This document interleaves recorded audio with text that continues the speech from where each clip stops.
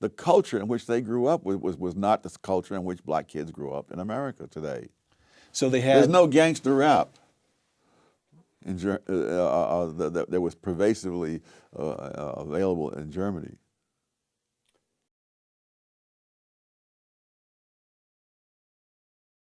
I mean, the average of black kid today, I think, is probably better off, certainly materially, than, say, Ben Carson was when he was growing up. Ben Carson, the famous Black surgeon at Johns Hopkins. Right, right.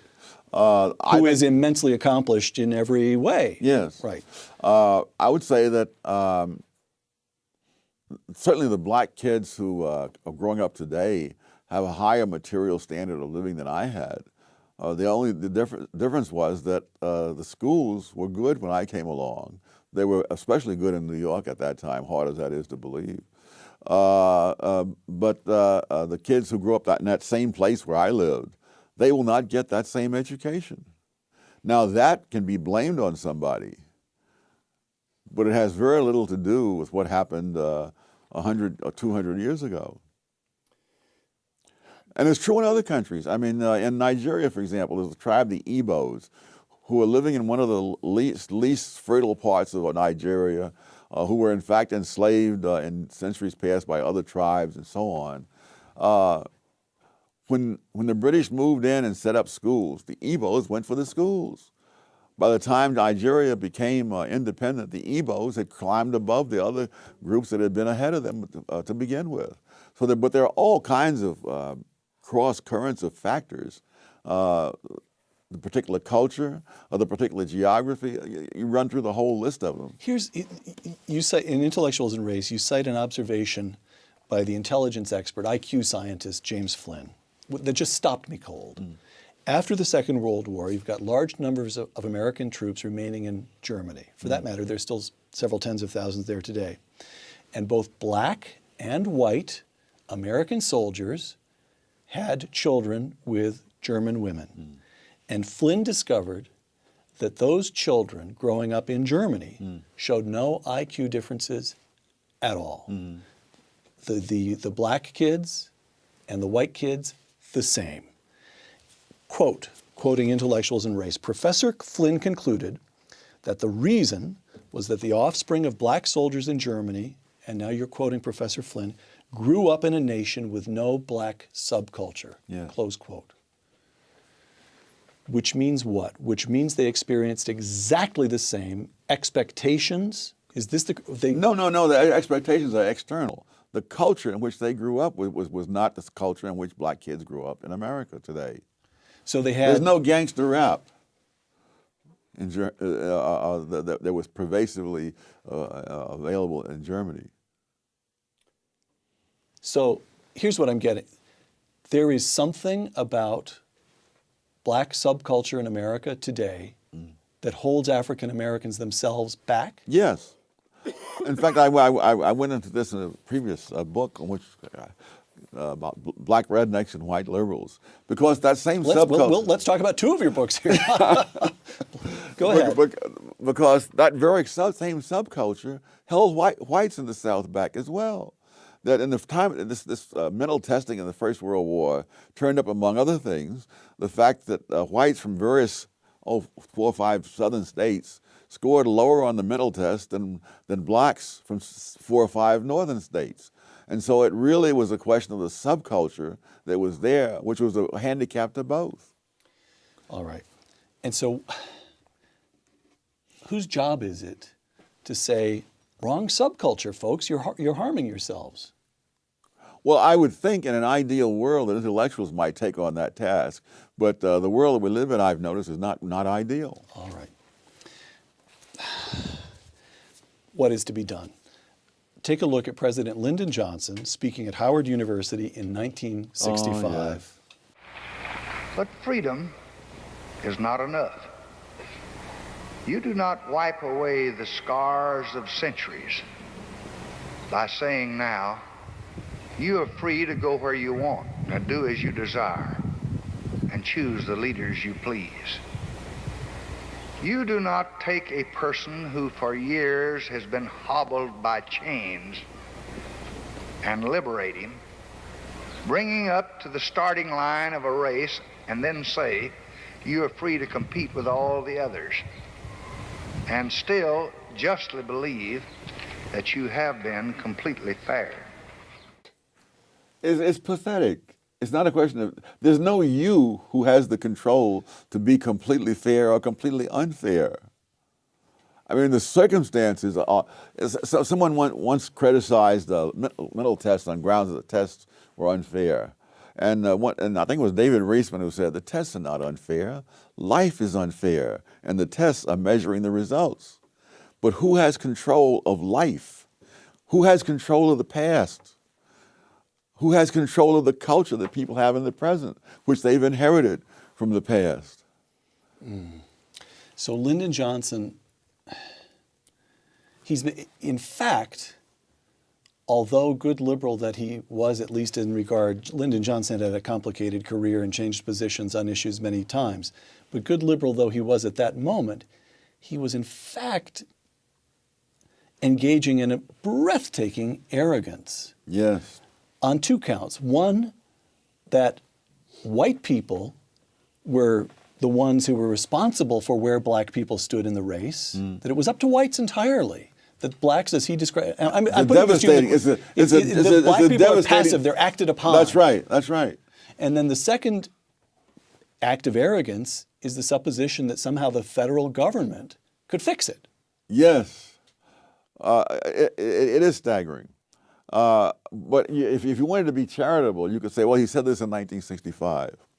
But if you say, all right, why are people now repeating it in 2013 when we've had nearly half a century of experience to the contrary? And if you look within the black community, those blacks who had escaped what I call the black redneck culture, they've moved on. So, but it's the culture the different parts of the black community had. They were different. Daniel Patrick Moynihan, in his famous 1965 report entitled "The Negro Family: The Case for National Action," close quote. Longish quotation, but it gets to something, I believe. Moynihan, the fundamental problem is that of family structure. The Negro family in the urban ghettos is crumbling. A middle class has managed to save itself, but for vast numbers of the unskilled and poorly educated, the fabric of conventional social relationships has all but disintegrated. So long as this situation persists, the cycle of poverty and disadvantage will continue to repeat itself. Close quote. When Moynihan wrote those words, the illegitimacy rate among African Americans was 25%. Today, the illegitimacy rate among white Americans is 36%. Among Hispanics, more than 50%, and among African Americans, more than 70%. Yes. Aside from throwing up your hands in despair, what is to be done? The first thing to be done is to understand that this was a result of policies begun in the 1960s. This is not a legacy of what happened 100 years before the 1960s. The breakdown of the black family is not a legacy of slavery. No. If you the classic study of this goes all the way back to the era of slavery, and they find that most black kids, even under slavery, had lived with two parents, and that was true all the way up until the 1960s. And so, if you really want to find out what's changed, it has changed since the 1960s. And the fact that whites now have a higher rate of illegitimacy than blacks had when Moynihan wrote suggests that this is something that spreads out. But if you look at something else, if you look at those blacks, look at black husband-wife families, the poverty rate among such families has been in single digits every year since 1994. And so if you look at the external causes, why the husband and wife families and the welfare single mom families all are facing the same society and objective things, but the results are radically different because the cultures and values are different.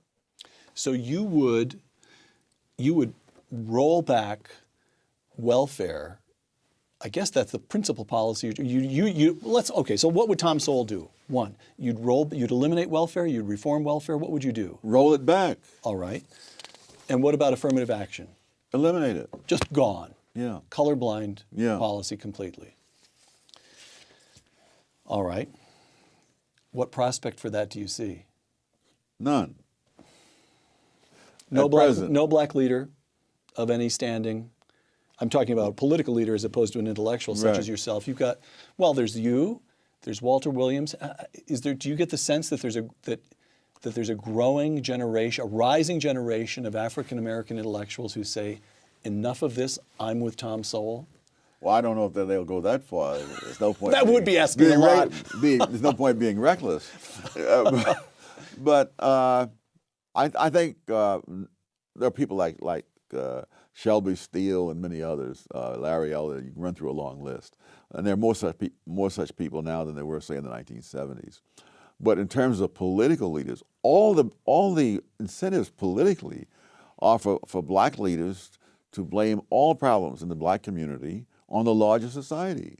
And that enables them to take on the role of being the defender of the black community against enemies, which in turn creates the situation in which many blacks don't feel that anything that they do is going to help themselves unless it's done politically as a group. That there's no point. I mean, why would you, if you believe what they say, why would you want to knock yourself out in school knowing that the man is not going to let you get anywhere? Well, one of the most pathetic things I heard in recent years was a young black man saying that, at one point he thought he would join the Air Force and become a pilot. And then he says he realized that the white man is not going to let a black man become a pilot. And he was saying this decades after the Tennessee Airmen had established their reputation in combat in Europe. But the hopelessness is one of the big products of the race industry.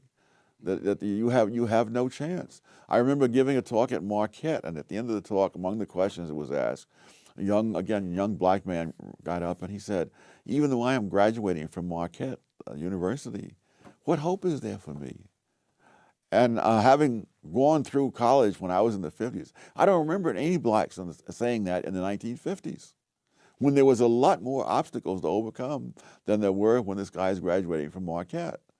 But you have to produce that kind of feeling in order to serve the interests of those in the race industry. Final question then. Maybe we can think in terms of that young man at Marquette. Or let's put it this way. Somewhere watching this interview, there's a young Thomas Sowell. There's an African American who's smart and wants to do something with his life. It seems to me we've already got one piece of advice you'd offer to him is stay away from the races industry. Stay away from the race hustlers. What advice would you give a young Thomas Sowell?